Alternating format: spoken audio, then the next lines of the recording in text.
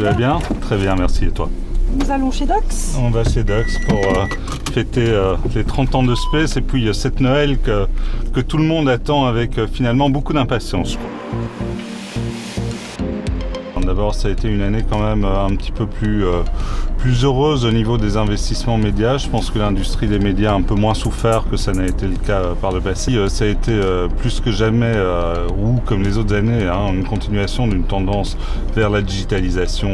Je pense que la digitalisation et le numérique qui devient vraiment de plus en plus fondamental à la fois aux yeux des annonceurs. Ils se posent de plus en plus de questions. Ils essayent de comprendre sur la qualité, sur la fraude.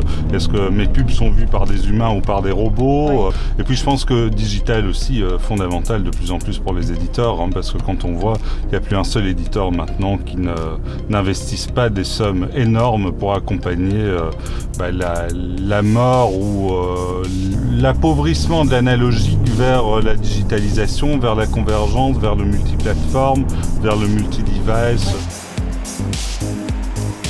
On a beaucoup travaillé cette année sur une étude dont on a parlé entre autres un peu dans vos colonnes qui s'appelle le CPEV, le CPEV, et qui est un outil quelque part pour essayer de comparer de manière comparable l'ensemble de l'offre vidéo de l'ensemble des éditeurs belges.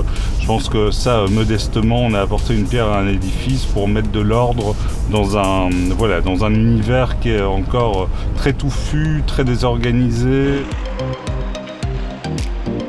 2016, ça sera une année absolument historique pour Space.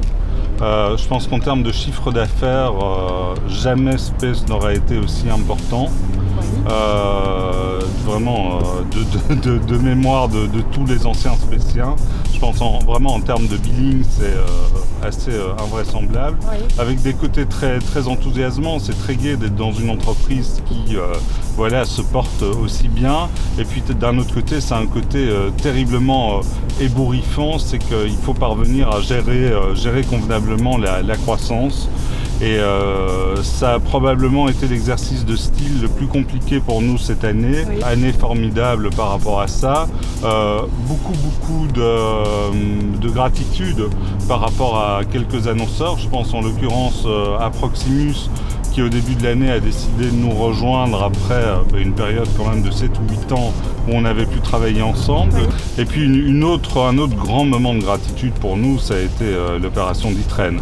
Je pense que le jour où la décision est clairement et officiellement tombée, tant Christian Kevers que moi, on a eu quand même un gros poids qui se libérait de notre poitrine.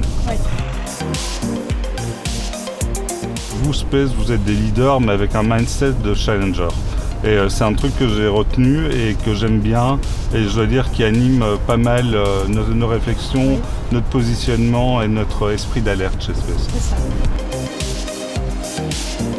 Moi, l'objectif, clairement, c'est maintenant de totalement stabiliser l'agence compte tenu de l'amplitude de ce qu'elle est en train de devenir.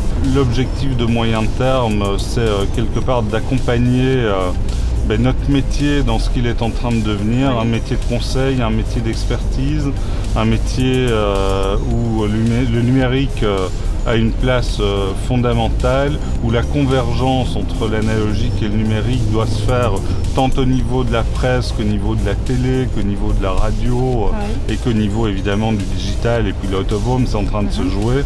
Donc ça c'est vraiment l'objectif, mais sans oublier quelque part notre point de départ, c'est que finalement on est des conseils, on est des acheteurs, mais on est surtout des gens qui vont simplifier la vie de nos clients.